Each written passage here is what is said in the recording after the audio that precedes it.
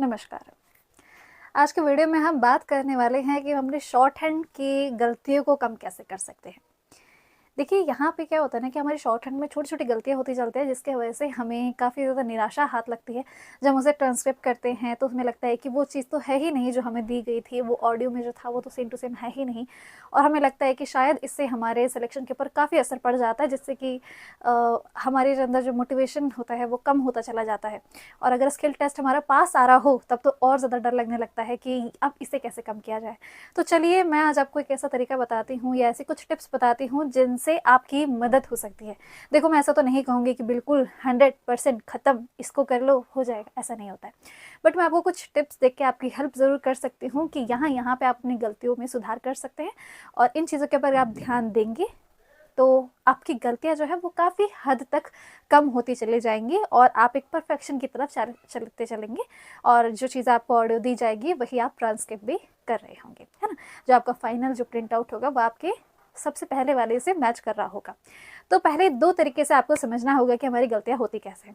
पहला कि आपको जब ऑडियो सुनाई जाती है तो आप उसकी शॉर्ट हैंड लिख रहे होते हैं, वहाँ पे आपकी गलतियाँ होती हैं, जो कि मैं आपको यहाँ समझाऊंगी कि यहाँ उन चीज़ों को कमियाँ कैसे कम की जा सकती है ना, गलती को कैसे कम किया जा सकता है। दूसरा, यहाँ पे जहाँ पे आप ट्रांसक्रिप्ट कर रहे होते हैं, आप ट्रांसक्रिप्ट कर रहे होते हैं मतलब कि जो आपको इंग्लिश दी गई या हिंदी दी गई, आपने शॉर्ट हैंड लिखी, अब आपको शॉर्ट हैंड से वापस उसे हिंदी या इंग्लिश लिखना है, तो उसको ट्रांसक्रिप्ट कहते हैं। ऑब्वियसली आपको पता है। तो ट्रांसक्रिप्ट में क्या गलतियां होंगी, ऐसे नहीं कि मैं रैंडमली बता दूं कि देखो 5-6 हैं ठीक ठीक कर लो, नहीं, दोनों की गलतियों को अलग अलग समझना होगा, क्योंकि अगर दोनों में से एक में भी गलती हुई तो इफेक्ट फाइनल चीज़ के ऊपर ही पड़ता है, हमारी जो लास्ट प्रिंट आउट होता है उसी के ऊपर हमारा फर्क पड़ता है ना। तो एक एक करके बात करते हैं। सबसे पहले शॉर्ट हैंड की गलतियों की बातें करेंगे और उसके बाद हम ट्रांसक्रिप्ट की गलतियों की बातें करेंगे, और लास्ट में ओवरऑल मैं आपको चीज़ें बताऊंगी कि कुछ चीज़ें और जिनसे आपकी मदद हो सकती है। तो चलिए शुरुआत करते हैं, चलिए एक करके चीज़ों को समझ लेते हैं। सबसे पहला, लिसन वर्ड केयरफुली। जब भी आपकी ऑडियो चल रही होती है ना, बहुत अच्छे से कान एकदम खुले रखो, सारा का सारा फोकस वहाँ रखो, और अगर आप वर्ड लिख रहे हो तो आगे की लाइन को भी रिपीट करते रहो। ये चीज़ें जो होती है ना, ये एकदम साथ साथ चलती हैं कि हम अगर जल्दी से लिख रहे हैं और आगे के वर्ड अगर जा रहे हैं तो उन वर्ड को याद रखो, ताकि जैसे ही जो फुल स्टॉप आएगा और वो एक पॉज आएगा तो आप पीछे का सारा कंप्लीट कर पाओगे। बहुत मिली सेकेंड का भी फ़र्क पड़ता है, क्योंकि बहुत ज़्यादा टाइम नहीं लगता है। शॉर्ट हैंड का मतलब ये काफ़ी स्पीड में लिखी जाती है। अगर आप कोई वर्ड लिख रहे हो शेप ऑफ द, तो शेप तो आपको नॉर्मल ऐसे लिख जाएगा, ऑफ द आपका जो होता है वो आपका आराम से आप लिख लोगे, ऐसे करके बना लोगे। तो ये जो होता है मिली सेकेंड में हो जाता है ये काम, सेकेंड भी नहीं लगता है, और ये चीज़ सच है ना। तो आप क्या करें, आपने हर एक वर्ड को बहुत अच्छे से सुने, और अगर थोड़ा बहुत भी पीछे हो जाते हो और एक वर्ड के ऊपर ज़्यादा ध्यान दे रहे हो तो आगे बढ़ जाओ, है ना, आगे बढ़ जाओ, उस वर्ड को छोड़ दो। अगर वो नहीं हो रहा है तो उसे छोड़ दो, और अगर उसे कर पा रहे हो तो आगे के जो वर्ड है 2-3 जो अभी ऑडियो में चल रहे हैं उनके ऊपर ध्यान रखो। ये चीज़ है जो आप हैबिट से सीखते हैं। अगर आप ऐसे सोच रहे हैं आपने इस वीडियो को देखा और आप अभी से ऑडियो शुरू कर दे तो हो सकता है ना हो, बट धीरे धीरे करके अगर आप ध्यान देंगे तो आपकी ये हैबिट जो होगी वो बन पाएगी। ठीक है। दूसरी चीज़, लैंग्वेज की पकड़। लैंग्वेज की पकड़ बहुत ज़रूरी है। अब मैं आपको समझाती हूँ कि कैसे। देखो आपको पता है ना, हमारे इंग्लिश में ऐसे वर्ड्स होते हैं जो कि सेम सेम साउंड करते हैं, और कभी कभी हमें उनका मतलब नहीं समझ आ रहा है ना। जैसे कि अगर मैं बताऊँ वर्स, वर्स हम कहते हैं ना बहुत वर्स सिचुएशन है, और एक वर्स वो भी होता है जो आपकी गीता वगैरह में होता है ना, श्लोक वगैरह जिसको हम कहते हैं। तो आपको ये लाइन जब आप पढ़ रहे होगी, ये लाइन जब आ रही होगी, उस लाइन के अकॉर्डिंग आपको समझना होगा कि किसकी बात हो रही है, तो भी आप ध्यान में रख पाएंगे। अच्छा, ये कैसे, अगर आपको कैसे पता चलेगा कि ये होगा, देखो इसके अंदर ये भी चीज़ है कि जब आप ट्रांसक्रिप्ट कर रहे होंगे तो आपको अंदाज़ा लग जाता है ना, और उसकी स्पेलिंग क्या है वो आपको दिमाग में रहता है। ये चीज़ जो होती है ये आपकी लिखते टाइम ही चल रही होती है आपके दिमाग में, और जब ट्रांसक्रिप्ट कर रहे होते तब भी आप वो सेम चीज़ें आपको याद आ रही होती है कि हाँ यहाँ पे ऐसे बोला था, यहाँ ऐसे बोला था, यहाँ ऐसे बोला था। तो भाषा की पकड़ बहुत ज़्यादा ज़रूरी है, तभी जाके आप ज़्यादा से ज़्यादा अच्छा जो होता है वो आप लिख पाते हैं, उसे शॉर्ट हैंड में उतार पाते हैं, जब आपको भाषा की पकड़ होती है। इसीलिए मैं आपको हमेशा कहती हूँ कि आप उस सब्जेक्ट को चूज़ करिए, उस लैंग्वेज को चूज़ करिए, उस मीडियम को चूज़ करिए जिसको आपका उसकी भाषा की पकड़ आपको बहुत अच्छे से है। बाकी कोई चीज़ मैटर नहीं करती। आपको इंग्लिश में बहुत अच्छे से आता है, आप इंग्लिश पकड़िए, आपको हिंदी बहुत अच्छे से आती है, आपको हिंदी पकड़िए। क्योंकि अगर मान लीजिए आपकी हिंदी की पकड़ बहुत अच्छी है, आपने इंग्लिश ऑप्ट कर लिया इसलिए कि आपको अपॉर्चुनिटी ज़्यादा मिलेंगी, यहाँ फंस जाओगे। यहाँ नहीं फंसे तो फिर यहाँ फंस जाओगे। समझ रहे हो इस चीज़ को। तो शुरुआत से ही जब फाउंडेशन अच्छी रहती है तो आगे चीज़ें अच्छी चलती रहती है। कंसंट्रेशन लेवल, कंसंट्रेशन बनाए रखिए। ऐसा होता है कि जब आप घर पे हो, घर में आप ऑडियो टेस्ट दे रहे हो, वैसे घर पे ना दिया करें। आप ऐसे सेटिंग में जाइए जहाँ पे सारे स्टूडेंट एक साथ बैठ के कर रहे हैं, ताकि आपको वो माहौल मिले जो आपको स्किल टेस्ट में मिलने वाला है। बहुत ज़्यादा ऐसे फ़ायदे हैं ऑफलाइन कोचिंग सेंटर के जो आप नहीं बता पाऊंगी मैं आपको गिनती करके, जो कि आपके साथ साथ चलते रहते हैं। आप वो माहौल में रहते हैं, आप अपने सीनियर से इंटरेक्ट करते हैं, बहुत सी चीज़ें जो हैं वो आप वहाँ पे सीख रहे होते हैं। तो ऑफलाइन कोचिंग सेंटर में जाइए, साथ साथ में अगर आप बैठ के लिखेंगे तो एक कॉम्पिटिटिव लेवल आपका बन रहा होता है। आपकी स्पिरिट वहाँ से निकल रही होती है कि आपको इतना अच्छा करना है। आप मैच करते हैं तो आपको पता चलता है कि आप कहाँ लैग कर रहे हैं, लोग कितना आगे है, आपको हर चीज़ का पता चलता है। एक डिसिप्लिन बनता है कि हर दिन आपको जाना है। घर पे खुद से करते हैं तो वो चीज़ें नहीं हो पाती है। तो कंसंट्रेशन लेवल बनाए रखने के लिए आप कोचिंग में ही जाके ऑडियो वगैरह का जो टेस्ट लेते हैं, जो भी होता है वो करिए। और टीचर का चेक करना तो बहुत ज़रूरी है ही। हर एक टीचर आपको कितना अच्छे से चेक कर रहा है, आपकी गलतियाँ क्या हो रही है। देखो, आप पूरा का पूरा टीचर के ऊपर डिपेंड नहीं कर सकते हो, आपको खुद के ऊपर भी ध्यान देना होता है कि आप कहाँ कहाँ गलतियाँ कर रहे हो। तो सेल्फ अवेयर रहना भी बहुत ज़रूरी है। तो कंसंट्रेशन का ज़रूर ध्यान रखें। अगेन, बोलने से कुछ नहीं होगा, ये धीरे धीरे करके होता रहेगा। अगर आप अवेयर रहेंगे कि हाँ आपको अच्छे से करना है, आपकी गलतियाँ हो रही है, आपको सुधारना है, तो ये चीज़ें हो जाएंगी। Make your own outlines. मैंने आपको इससे पहले भी एक वीडियो में बताया था कि आउटलाइन के ऊपर ध्यान रखिए।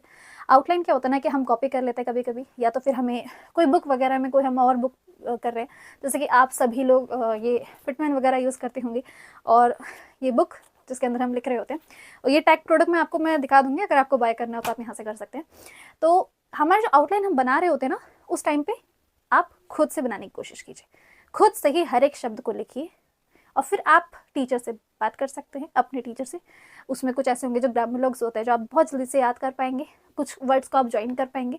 तो खुद से आउटलाइन बनाइए। कॉपी करी हुई आउटलाइन हमेशा हमेशा हमेशा आपको गलतियाँ करवाएगी, क्योंकि खुद से बनाई हुई आउटलाइन जो होती है उसको हम याद कर पाते हैं। सिंपल सेंसर ये, हम उसे बहुत जल्दी याद कर पाते हैं। और जब तक आपको अपने शॉर्ट फॉर्म बनाई हैं या जो चीज़ें बनाई हैं वो आपको याद ही नहीं होगी, तो उसका बनाने का कोई फ़ायदा ही नहीं होगा। तो कॉपी करने के बजाय आप खुद से बनाने की कोशिश कीजिए। कुछ कुछ चीज़ें होती हैं जिनको हम ले सकते हैं, जैसे आपने किसी सीनियर का अपना चेक किया कि उन्होंने ये वर्ड्स को ऐसे लिखा और आपने ऐसे लिखा, और आप इसे याद कर पाएंगे तभी करिए, वरना नहीं करिए। याद ही नहीं कर पाएंगे तो वहाँ भी याद नहीं आएगा जब स्किल टेस्ट में बैठे होंगे, वहाँ तो और प्रेशर होता है ना। इनकरेक्ट और मिस बहुत इंपॉर्टेंट चीज़ है, शायद आपको ये चीज़ें किसने बताई होंगी, सुन लीजिए। इनकरेक्ट नहीं लिखना है, चाहे मिस कर दीजिए। आपने ऑडियो आप चल रही है, आपने कुछ वर्ड्स हैं वो आपसे मिस हो गए हैं, कोई बात नहीं, चल जाएगा, गलत मत लिखिए। क्योंकि अगर आप उसे गलत लिख ले तो जब आप ट्रांसक्रिप्ट करेंगे तो और आगे की लाइन्स भी गलत होती चली जाती है।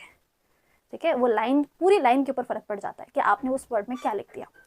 मिस कर दीजिए। जब आप ट्रांसक्रिप्ट कर रहे होंगे, हल्के फुल्के हमारी जो लैंग्वेज की पकड़ होती है वो हमें ये बहुत अच्छे से बता देती है कि यहाँ पे यही वर्ड आना होगा।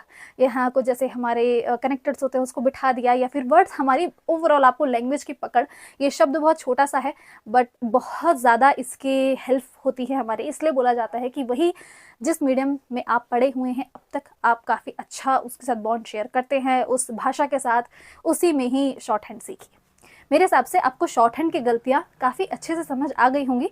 अब हम बात कर लेते हैं कि ट्रांसक्रिप्ट में क्या क्या गलतियाँ होती हैं और उनको कैसे ठीक किया जा सकता है, कि हमारे ट्रांसक्रिप्ट करते टाइम क्या क्या हमारी गलतियाँ होती हैं। सबसे पहला मतलब क्या क्या तरीके हो सकते हैं उनको ठीक करने के। भाषा की पकड़, जो कि मैंने कहा बहुत ज़्यादा ज़रूरी है, क्योंकि जब आप ट्रांसक्रिप्ट कर रहे होते हैं ना, तो आपने ऐसी चीज़ें आप देखते हैं कि यार इसके बाद तो यही आ सकता है ना, इसके बाद तो यही वर्ड हो सकता है, ये लाइन ऐसे ही कंप्लीट होगी, यहाँ पे ना कुछ ऐसी गलती लग रही है ना। आप अगर इंग्लिश बहुत अच्छे से जानते हैं तो आपको पता है कि ये जो लाइन में मैंने ये वर्ड डाला है ना, अभी टाइप किया है, ये गलत लग रहा है, ये नहीं बन सकता है, ये ग्रामेटिकल करेक्ट सेंटेंस नहीं है। तो आप उसे खुद से ठीक कर पाएंगे। ये तभी होगा जब आपकी भाषा की पकड़ बहुत ज़्यादा अच्छी है। इसीलिए अब ऐसा तो देखो तरीका है नहीं कि तुम जाके अब इंग्लिश सीखने लगो बहुत ज़्यादा अच्छे से, जो कि सीखनी पड़ती है ऑफ कोर्स। अगर आप शॉर्ट हैंड में है तो आपको 100 मार्क्स का तो पेपर देना ही पड़ता है, तो उसमें आपकी अच्छी हो जाती है। बट हिंदी अगर आप कर रहे हैं तो आप कैसे करेंगे? तो इसीलिए भाषा की पकड़ बहुत ज़्यादा ज़रूरी है, और अपना मीडियम उस हिसाब से चूज़ किया करें। यूज़ और आउटलाइन करेक्टली। देखो, आउटलाइन जो होती है ना, काफ़ी सेम होते हैं, तो अपने ही हिसाब से देखो, वो आउटलाइन जो भी आप शॉर्ट हैंड लिख रहे हैं वो सिर्फ आप अपने लिए लिख रहे हैं, ताकि आप उसे देखें और जब उसे ट्रांसक्रिप्ट करें तो वो सेम चीज़ हो जो पहले से है। तो आप हल्के फुल्के स्लाइटली चेंज कर सकते हैं सेम वर्ड में। अगर कोई सेम वर्ड है, आप अपने हिसाब से थोड़ा बहुत स्लाइटली चेंज करें, थोड़ा बहुत चेंज आपको दिखना चाहिए। हर एक ऐसा नहीं होना चाहिए हर एक सेम है तो आप कंफ्यूज हो रहे हो। बहुत छोटी सी चीज़ है, बट इस चीज़ का ध्यान रखेंगे तो आपको काफ़ी मदद मिलती है। और शॉर्ट हैंड में गलतियाँ ज़्यादा होती हैं, ट्रांसक्रिप्ट करते टाइम कम होती है, तो उस चीज़ का पर ट्रांसक्रिप्ट करते रहा करें। जैसे कि अगर आप प्रैक्टिस कर रहे हैं, थ्रू आउट द टाइम आप कर रहे हैं, तो बार बार रीडिंग करते रहिए। जैसे कि आपकी जो ये नोटबुक वगैरह होती है, इसमें जितने भी आपने करे होते हैं, जैसे कि आपने सॉल्व कर रखे हैं, उसको एक बार रीडिंग करते रहिए।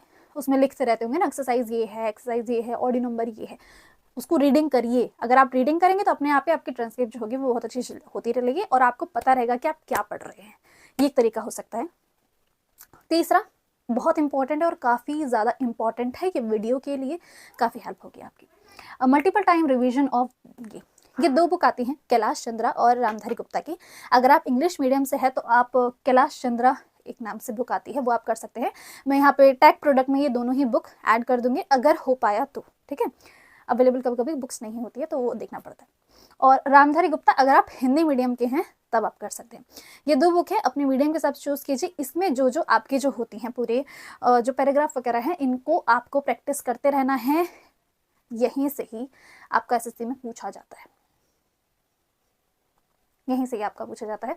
तो इसके बाद आप मल्टीपल करते रहिए, बहुत सारे होते हैं इसके अंदर, आप बार बार उसको प्रैक्टिस करते रहिए। कम से कम आप एग्जाम, आपका स्किल टेस्ट कभी भी हो, कम से कम, जैसे कि मान लीजिए आपका पेपर हो चुका है कंप्लीट, आपको पता है कि आपने इतना स्कोर करना ही है, तो अपने स्किल टेस्ट की तैयारी में आप लग जाते हैं। तो उस महीनों में आप सिर्फ इस बुक के ऊपर फोकस करिए, बार बार करते रहिए, क्योंकि शॉर्ट हैंड आप जब आप पेपर देने जा रहे होते हैं, अपना स्टेनो का पेपर देने जा रहे होते हैं, उससे पहले ही आपका शॉर्ट हैंड का सिलेबस कंप्लीट हो जाना चाहिए। उसके बाद सिर्फ आप प्रैक्टिस कर रहे होते हैं। ये मत सोचिएगा शॉर्ट हैंड में सेलेक्ट हो जाऊंगा उसके बाद सोचूंगा कि वहां जाके स्किल टेस्ट होगा, ऐसा कुछ नहीं होता है। शॉर्ट हैंड कोई ऐसी चीज़ नहीं है जिसको 1-2 महीने में सीखा जा सके। 4 से 5 महीने सिर्फ सिलेबस कंप्लीट करने में, उसके बाद 3 से 4 महीने, 3 ना बोलूँ मैं 2 महीने मान लो, मतलब 7-8 महीने कहीं नहीं गए आपके शॉर्ट हैंड के ऊपर पकड़ बनाने में। ये चीज़ जितनी जल्दी समझ जाओगे बहुत अच्छा होगा, वरना रिटर्न पास करने के बाद स्किल टेस्ट में कुछ नहीं आएगा तो कोई फ़ायदा नहीं होगा, 1 साल बर्बाद हो जाएगा। मेरे वर्ड थोड़े कड़वे हो सकते हैं, बट दिस इज़ रियलिटी, ठीक है। तो ये दोनों बुक आप ले सकते हैं, बिल्कुल दोनों में से एक ऑफ कोर्स अपने मीडियम के हिसाब से, और उस हिसाब से आप प्रैक्टिस करते रहिए। प्रैक्टिस ही एक तरीका है अपने स्किल टेस्ट में अच्छे से परफॉर्म करने का, और कोई तरीका देखो नहीं है ना, ऐसी कोई चीज़ नहीं है जो मैं तुम्हें ऐसे बता दूं और बहुत अच्छे से तुम्हारी उसमें कमियां होना बंद हो जाए। कमियां होती रहेंगी, बट हमें अपनी कमियों से सीखना होता है।